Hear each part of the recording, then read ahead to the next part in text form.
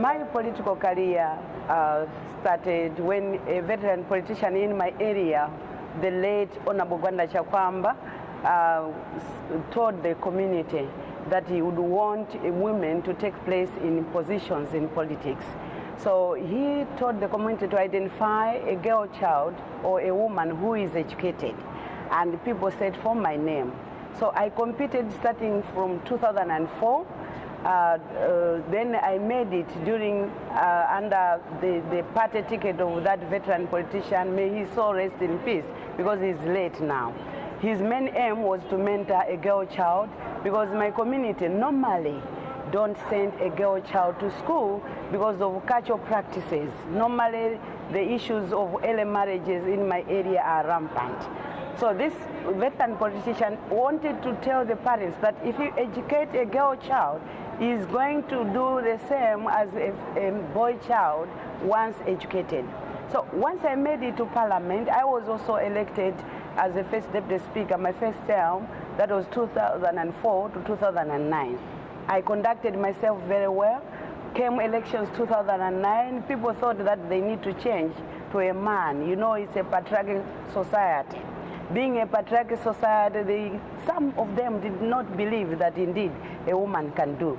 So they did not vote for me back. I was on a recess for 5 years.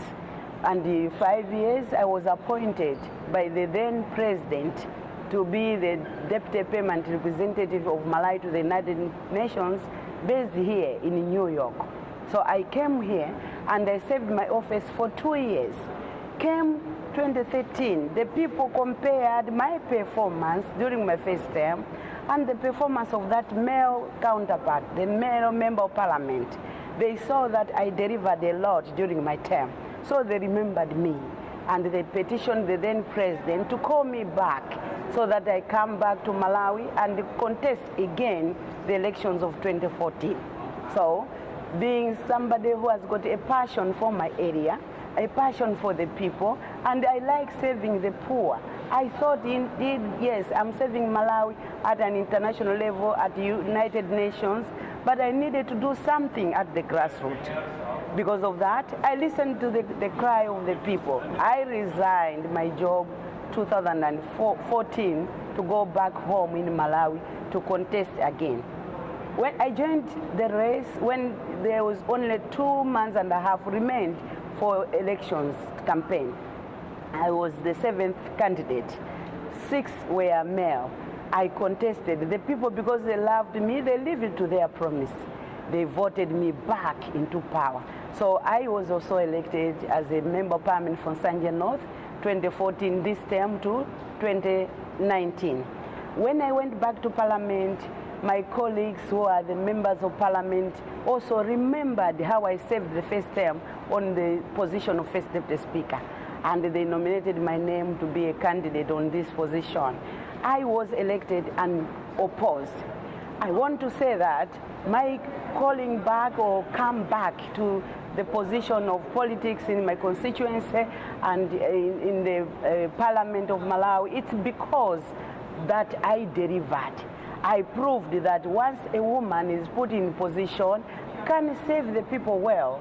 Because as a member of Parliament, people look at us as people, as somebody who can initiate development projects in our constituencies.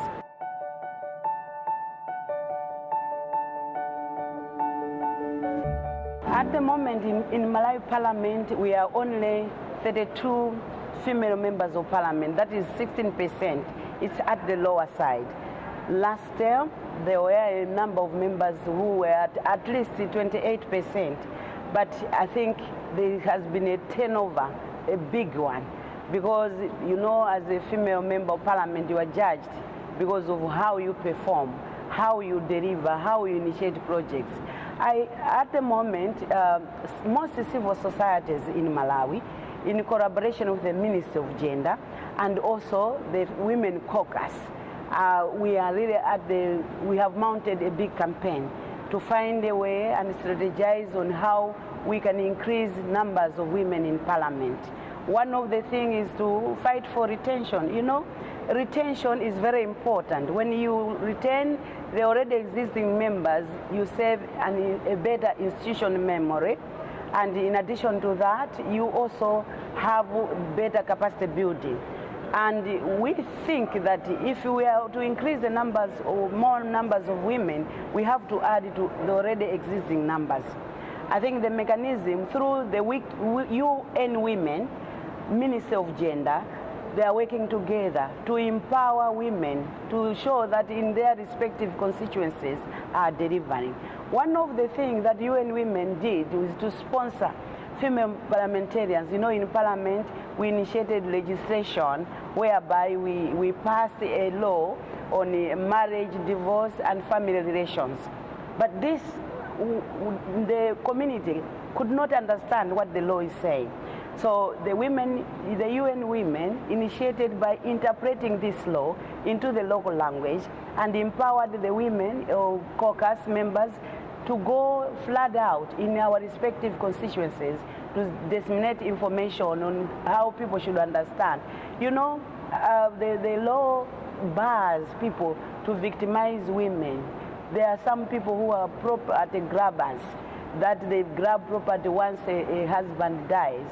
And most women suffer in silence because they don't understand what the law, whether they have got a right to say something against somebody who abuses them.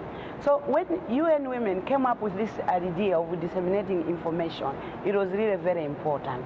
You know that early child marriages in Malawi has been rampant also.